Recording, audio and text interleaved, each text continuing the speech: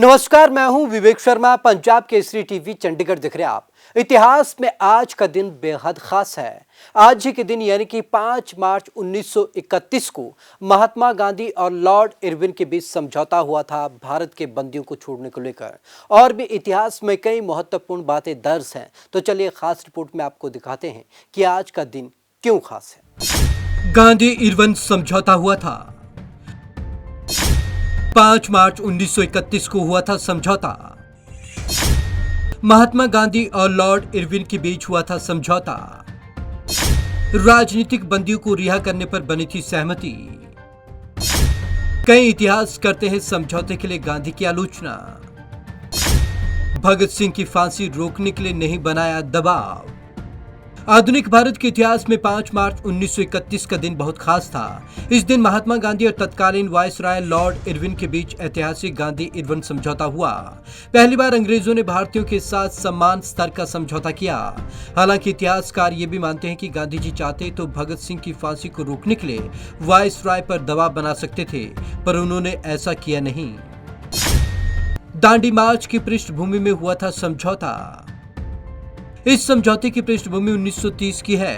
अंग्रेजी हुकूमत ने भारतीयों पर नमक बनाने और बेचने पर पाबंदी लगा दी। इसके खिलाफ महात्मा गांधी ने अहमदाबाद के साबरमती आश्रम से दांडी तक मार्च निकाला, जिसे दांडी मार्च भी कहते हैं। यह सविनय अवज्ञा आंदोलन की ओर पहला कदम था। गांधी जी ने समुद्र तट पर पहुंचकर खुद ये नमक कानून तोड़ा था। इस पर उन्हें जेल में डाल दिया गया। लॉर्ड इरविन पर पड़ा था समझौते का दबाव। नमक आंदोलन ने पूरी दुनिया भर में सुर्खियां हासिल की और इस कारण लॉर्ड इरविन की मुश्किलें बढ़ गई। तब उन्होंने 5 दौर की बैठक के बाद महात्मा गांधी के साथ 5 मार्च 1931 को समझौता किया, जिसे गांधी इरविन पैक्ट कहा जाता है।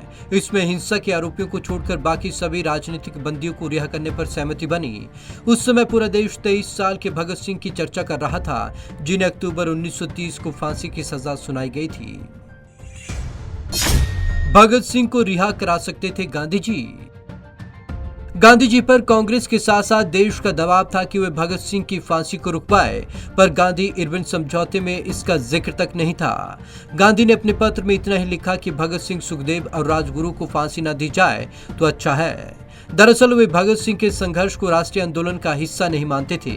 इसी वजह से 23 मार्च 1931 को भगत सिंह और उनके 2 साथियों को फांसी दे दी गई।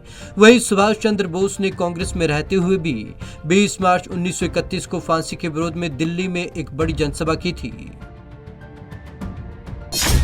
भारतीयों को मिली धरना देने की आजादी। गांधी इरविन समझौते में राजनीतिक बंदियों की रिहाई के साथ साथ भारतीयों को समंदर किनारे नमक बनाने का अधिकार मिला। भारतीय शराब और विदेशी कपड़ों की दुकानों के सामने धरना देने की आजादी भी मिली। आंदोलन के दौरान त्यागपत्र देने वालों को बहाल किया गया। जब्त संपत्ति भी वापस की गई। गोलमेज सम्मेलन में रखी गई आधारशिला।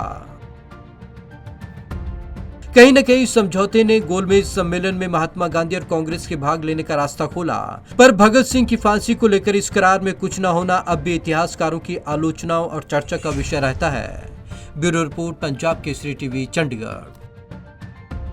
गांधी इरविन के समझौते के बाद ही लोगों को धरना देने की भी आजादी मिली थी। तो आज की इस खास रिपोर्ट में बस इतना ही। विवेक शर्मा को दीजिए इजाजत। नमस्कार।